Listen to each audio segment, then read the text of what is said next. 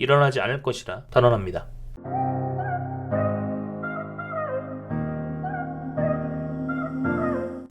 먼저 이 영상은 유가의 가격을 맞춰 차익 거래에 도움을 주고자 하는 게 아닙니다.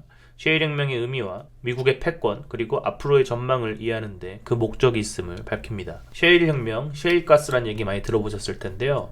기사를 보면 셰일 혁명으로 원유 생산 1위에 올랐다라는 얘기고, 쭉 보면 군사력은 당연히 1위, 금융시장 1위, 기축통화인 달러까지 갖고 있죠. 그리고 에너지 시장을 주무를 수 있는 힘을 갖게 됐다는 얘기입니다. 왜 에너지 패권을 넘보게 됐냐면 역사적으로 이런 사건들이 있었죠. 여기 1차 석유파동 오일 쇼크 있었고, 여기 79년도부터 있었던 2차 오일 쇼크까지, 이 오일 쇼크가 발생할 때마다 이 사태에 미국 경제가 휘청였었죠. 이 표에서 잘 드러나는데요. 보면 국제유가가 급등할 때마다 여기 음영 부분 미국의 경기 침체 국면이 온다는 게 한눈에 보이죠. 스태그플레이션의 대표적인 예로 배우기도 하죠. 오일 쇼크를 겪으면서 이 원자재를 무기 삼아 이때 세계의 경제는 유례없는 경기 침체와 물가 상승을, 이때부터 미국은 기름으로 대표되는 에너지에 대한 패권만 쥘 수 있으면 더 이상 무서울 게 없다라는 생각을 하게 되는데요. 셰일 혁명을 통해 더 이상 중동의 눈치를 보지 않는 그런 상황이 현재 지금입니다. 유가가 박스를 그리는 거야 누구나 아는 사실이고, 큰 방향성이 어디를 향하는지 이해에도 이 영상이 도움이 되실 겁니다.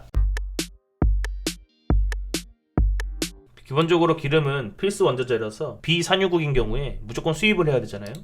고유가가 되면 일반 소비자 입장에서는 석유 이외의 품목에 지출할 수 있는 소득이 줄어들어 소비를 축소하게 되고, 기업은 원자재 값 증가에 따라 이익 감소가 오며 투자도 축소하게 된다는 거죠. 원자재 값이 올라가니까 제품 가격도 올라가므로 물가도 올리고요. 물가가 올리면 금리 상승도 야기할 수 있죠. 차 있으신 분들은 휘발유 경유값이 오를 때마다 상대적인 지출을 줄여야 한다는 거 느껴보신 분들 많을 겁니다. 금리를 올리게 되면 소비 지출과 기업 투자 감소로 이어지므로 성장 둔화 그리고 경제 성장률 하락까지 따라오게 되죠. 개발도상국 같은 경우엔 성장에 더 예민하니 보다 심각하겠죠. 그런데 투자를 하다 보면 저유가가 경제에 부담이 된다는 말 들어보셨을 텐데요. 헷갈리죠. 우리 같은 비산유국에 한정하면 저유가가 좋은 건 맞으나, 기름이 주된 수출품인 산유국 입장에서는 저유가는 자국경제, 재정에 타격을 주므로 이들에게 위기가 될 수 있죠. 이들의 위기가 세계 경제의 불황을 야기할 수 있기 때문에, 또한 우리도 전반적으로는 호재가 맞는데 타격을 입는 섹터가 있으니까 마냥 호재라고 볼 수는 없겠죠. 보는 관점이 다릅니다. 호재라고 볼 수도 있고 악재라고 볼 수도 있는 두 가지 관점, 둘 다 맞는 얘기입니다. 대표적으로 정유산업이 저유가에 직격탄을 맞는다는 얘기고요. 우리나라는 비산유국인 건 이미 충분히 아시니까 유가 리스크에 국내 경기가 취약할 수밖에 없는데, 한국 경기동행 순환 변동치 있죠. 유가가 급등하면 이 순환 변동치가 100 기준 이하로 경제에 타격을 주고, 나아가 유가 불안은 경상수지를 악화시키므로 금융시장까지 타격을 준다는 표입니다. 유가가 튀면 지표가 확 나빠지는 게 한눈에 보이죠. 이건 우리나라 석유 의존도인데, 에너지 수입 의존도 상당히 높은데 석유 의존도는 이 중에 80% 정도 됩니다. 기름 한 방울 안 나는 나라라는 얘기 많이 들어보셨을 겁니다. 에너지 경제연구원에서 만든 전망치인데, 60불 고유가, 39불 저유가를 기준으로 했을 때 실질 GDP부터 물가상승률, 투자와 소비까지 저유가가 더 유리한 걸로 분석이 돼 있죠. 저유가는 기본적으로 우리 경제 좋다, 안 좋은 산업군도 있다 정도로 요약하겠습니다. 국제유가를 결정하는 요인은 정치적인 결정 빼고 수요 공급으로 예측 가능합니다. 수요 측면에서는 경기 회복에 대한 기대감이 있으면 상승, 경기 부진이 예측되면 수요 감소로 미리 움직이는 경향이 있고, 공급적인 측면에서 보면 셰일과 오펙 산유국에 감사안을 하면 유가 상승, 반대로 공급을 늘린다면 유가는 하락하겠죠. 방금 보신 대로 경제 전망 예측에 따라서 선 반영성을 가지고 미리 움직이게 되는데요. 큰 틀에서 보면 1차 에너지 수요가 2017년부터 2040년까지 23년 동안 석유 수요는 크게 증가하지 않는 데 반해서 가스와 재생에너지의 수요가 확대될 거라고 보고 있죠. 석유 부분만 더 자세하게 보면 이렇죠. 여기 석유화학이랑 트럭 부분은 개발도상국을 중심으로 수요가 발생할 걸로 보는데, 딱 보이는 자동차 선진국 쪽의 수요 감소가 일반적인 시각입니다. 개발도상국은 여전히 많지만 선진국 쪽에서는 석유 수요가 감소할 것이다. 왜일까요? 역시 대세인 전기차 때문인데요. 환경 규제에 적합하며 모빌리티에 강점이 있고 성능까지도 뛰어나죠. 이런 상황에서 전기차 보급, 대체 에너지 그리고 연비 개선을 통해서 석유 수요가 감소할 것이라고 보고 있는 거죠. 선진국 같은 경우에 보다 전기차 보급이 더 빠르겠죠. 전기차 수요의 폭발적 성장이라고 되어 있는데 대세는 확실합니다. 보급량 자체가 상당히 증가할 것으로 예상돼 있고, 폭스바겐 같은 경우엔 내연기관차는 이제 안 맞는다고 선언하기도 했었죠. IEA에서 나온 원유 수요 전망치인데 18, 19, 20년 모두 수요 증가분이 하락할 것으로 보고 있고, 원유의 최대 수입국인 가장 많은 수요를 발생시키는 중국 역시 5%대 저성장까지 예상되고 있어 수요가 넉넉하게 늘 거라고 보긴 어렵겠죠. 최근 코로나 사태까지 경제 성장에 대한 전망이 더 하향됐고요. 경기 위축 예상된다고 돼 있고 이런 경우엔 감산을 하더라도 원유 수요 감소가 예상된다는 겁니다. 안 그래도 저성장으로 가는 중국에게 이 코로나 사태가 중장기적으로 경제에 영향을 주는 건 확실하니까 유가의 수요적인 측면에서도 악재라고 볼 수 있겠죠. 수요는 크게 증가하지 않는다. 기름을 가장 많이 쓰는 중국 또한 저성장이 예상된다입니다. 수요 감소에도 불구하고 공급은 여전히 충분한 상황인데 추가 공급 전망이 우세합니다. 여전히 공급이 우위인 상황이었고 앞으로도 이 추세가 이어질 것이라고 봅니다. 역시 이유는 미국의 셰일 오일인데 생산량 계속 확대되고 있고요. 배럴당 70불, 80불의 생산까지 더해질 수 있고 토탈 US 프로덕션 보면 올해의 경우 하루에 13밀리언 배럴까지 계속해서 미국의 생산량은 확대되고 있는 모습이 확연하죠.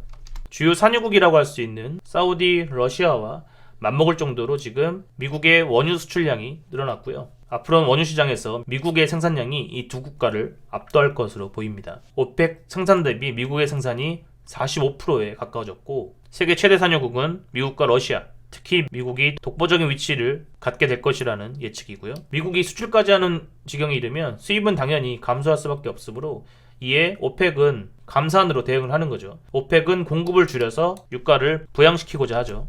오펙은 감산 노력을 하면서 유가를 방어하고 있는데 비오펙 같은 경우엔 계속해서 생산량을 늘려나가고 있죠. 오펙은 줄어들지만 비오펙의 원유 생산이 더 크므로 오펙의 노력이 큰 의미는 없어 보입니다.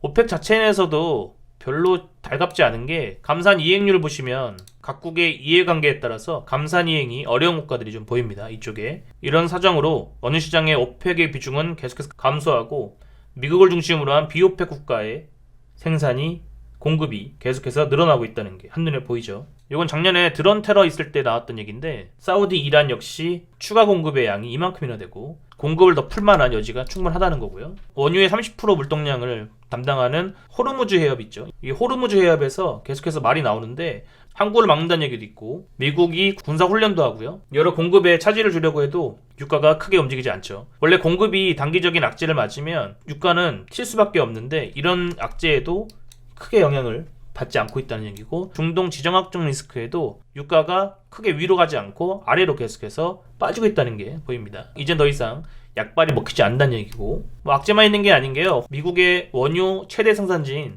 퍼미언 지역 추가 유전이 감소한다고 하긴 하는데요. 큰 영향을 줄 수 있을지는 아직 모르겠습니다.